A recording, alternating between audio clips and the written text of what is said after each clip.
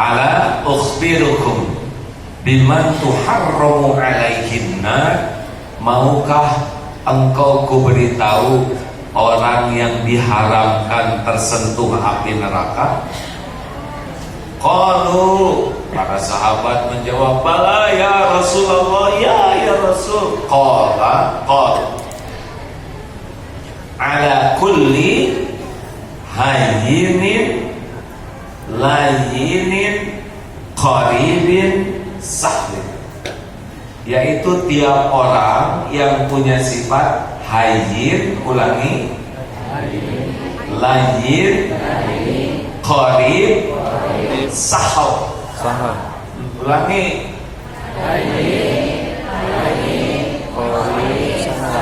yang mantap Mbak. Kamaludin apa? Hayyin, layyin, qarib, sahal. Dengar mah gampang, ya kan? Nyebut juga gampang, tapi harus diperjuangkan. Siapa yang hayyin? Orang yang hayyin itu cirinya adalah lahir batinnya itu tenang dan menenangkan, teduh dan meneduhkan. Orang yang hayyin itu Bu, Rasulullah hayyin, tenang aja, kalem, mantap, tidak pelintat-pelintut, tidak mudah tersinggung, tidak mudah marah, tidak sembarang celetak-celetuk, tidak labil. Pokoknya orangnya tuh sejuk dan menyejukkan, teduh dan meneduhkan. Enak pokoknya ketemu dengan orang yang hayyin. Sebaliknya ada orang yang mudah tersinggung, mudah jengkel, mudah marah, mudah emosi, dan orang seperti ini sulit digolongkan hayyinin. Di dalam teori pidato, kalau ada yang bergerak, semua melihat yang bergerak, apalagi bawa makanan, ya. Jelas? Pertanyaannya, bagaimana orang bisa tenang? Ar-Ra'd ayat 28 kuncinya. Alam bizikrillah tatma'innul qulub. Camkan, hatimu hanya akan tentram dengan mengingat Allah. Jadi kita ini kurang tenang karena kebanyakan mikir, kurang zikir. Ulangi, kebanyakan mikir, yang mantap.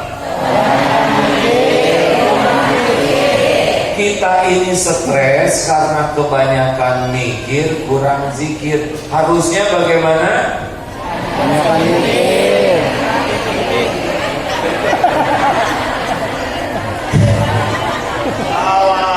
Harusnya banyak zikir, kurang mikir. Salah.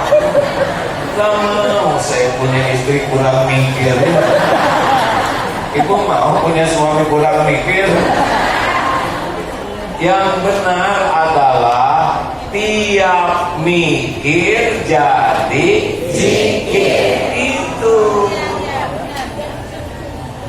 Sudah nyobain cemburu, Bu? Enak atau tidak? Pikiran jadi jernih atau kacau? Hati jadi tenang atau galau? Makan jadi enak atau enak? Tidur jadi nyenyak atau susah? Dengan penderitaan seperti itu, urusan jadi beres atau nambah? Rasain. Tahu kenapa ibu jadi apes kayak gitu? Karena ibu lebih banyak memikirkan suami daripada mengingat Allah. Harusnya gimana? Kalau cemburu ke suami, wasta'inu, sabar, tahan diri, ambil wudhu, sholat. Ya Allah, ampuni saya belum jadi istri yang baik. Ampuni saya belum jadi istri yang sabar. Titip suami saya ya Allah. Engkaulah yang menakdirkan kami berjodoh. suamiku adalah ciptaanmu, suami saya adalah milikmu, ada dalam genggamanmu setiap saat. Tolong jaga suami saya ya Allah, jangan biarkan tergelincir berbuat dosa dan maksiat. Hanya Engkau yang kuasa menjaga ya Allah.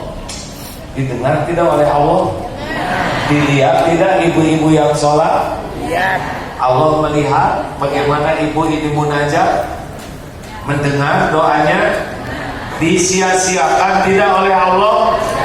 Bandingkan dengan ibu-ibu yang susah tidur, yang terus nulis WA, yang bikin status, oh hancur deh. Jangan suka nyebar penderitaan di medsos, memalukan.